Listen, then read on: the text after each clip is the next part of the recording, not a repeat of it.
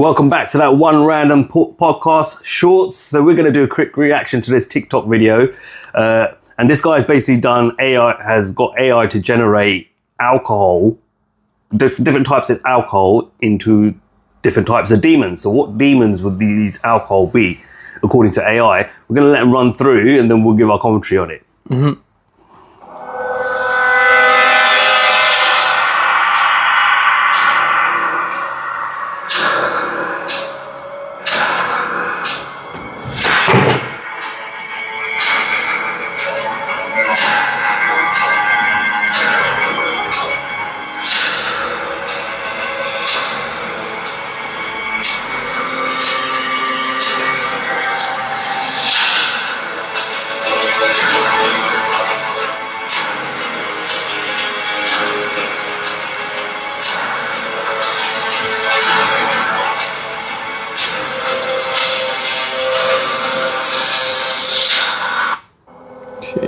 Cool. So you're probably wondering why would we want to do commentary on a dumbass video like that? Some bloke who just did AI generated demon versions of spirits and alcohols that we drink, right? Okay, because they actually do say that there's a reason they call them spirits is because they put you in a place where you become vulnerable and then a spirit will enter your body. So a lot of religious people, a lot of religions themselves speak of this, and Trebel's going to give us a bit of commentary because he understands a little bit about what I'm talking about here.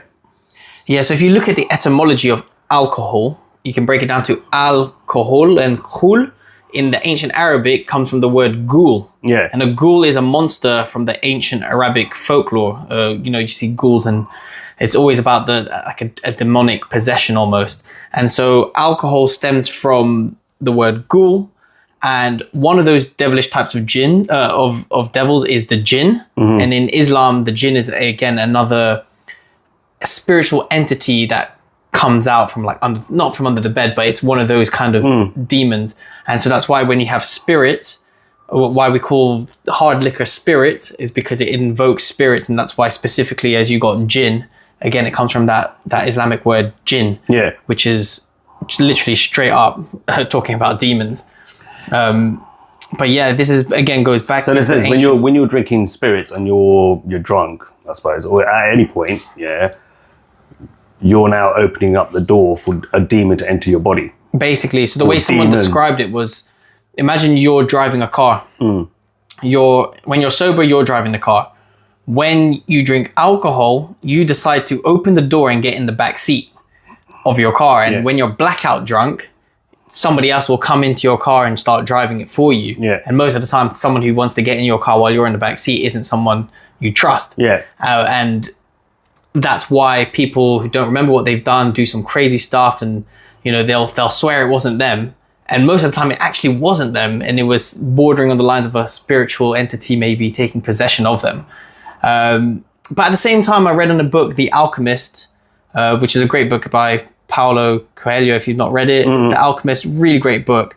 But one of the things that they said in there was, it's not about what goes in you. It's more important about what comes out. So if you drink and you're calm and you're quiet and you don't harm anyone else, was that wrong? Or if you drink and you start swearing and start becoming racist and you start becoming aggressive, that's obviously wrong. So it's not necessarily what you drink. It's more about how it makes you react, or what comes out of your mouth that's more of the problem.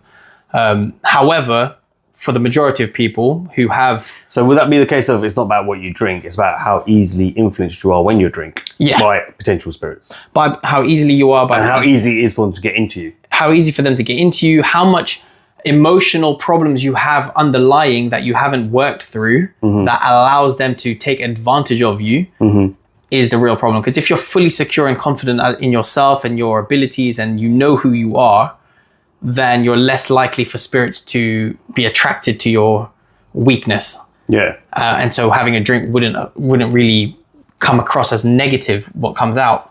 And whereas you said if you're on the opposite where you're easily influenced, you've had a couple of drinks and all of a sudden now you're doing a madness. Yeah. then yeah, it's problematic. But it does, I do believe, come down to spirit influence. Shit.